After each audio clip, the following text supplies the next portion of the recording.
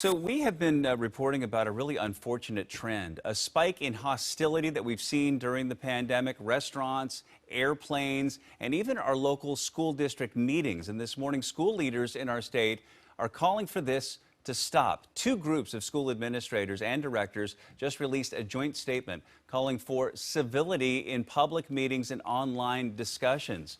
Basically saying, chill out, saying, quote, unfortunately, many individuals in the community are politicizing the state requirements, which fall outside of local control, to the point where the act of simply holding a public meeting to conduct district business draws threats of violence, verbal abuse, aggression, and intimidation. So here to talk about this, the executive director of the Washington Association of School Administrators, Joel Ani, is here. Joel, thank you so much for joining us. Yeah. So tell us about the kinds of things that you've seen and the increase of this type of behavior during the pandemic. Well, school boards are required by law to do their business, hold their meetings in public. And beginning last spring into the summer and now this fall, we've seen a significant uptick in the in community patrons, parents coming into board meetings, disrupting the meeting, verbal abuse, aggression, intimidation directed specifically towards school staff, school administrators, and school board members, to the point where in many cases recently school boards have had to literally gavel things down, and individuals not complying with some simple requests of decorum, mask requirement in board meetings, and have had to basically shut board meeting down in some cases and move to a remote type of a meeting. And very concerning. And again, when you've got school board members, elected officials, volunteers, non-paid positions, as well as school district leaders beginning to fear for their safety, we just feel like that it's crossed a line, and Yep. Candidly, things have turned ugly. Yeah. So what do you hope you can realistically do about this?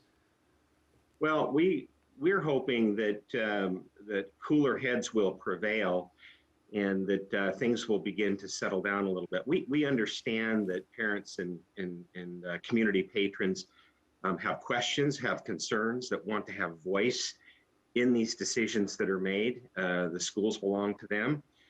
However, in these instances, the masking mandate, for example, that is not a decision that is to be made locally. That is a decision, a mandate, a requirement by the state for schools and school districts.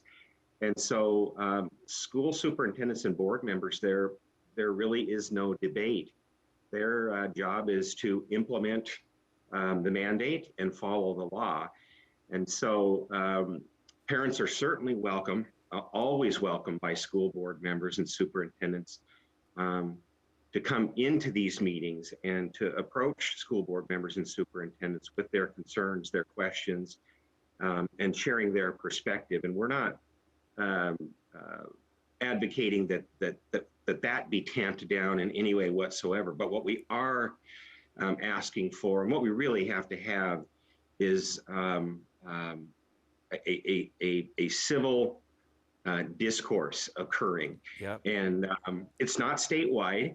We have many communities, many situations where things are working appropriately and people are engaging appropriately. But we've had probably 2 to 3 dozen at least instances in the last 6 months where school board meetings have been severely, significantly disrupted. And school boards have a job to do. Yeah. In terms of doing their business on a regular basis in their meetings. And right now, they're not always able to do that job. And more importantly, I think the safety and security, people there are instances where they're not feeling safe. Yeah.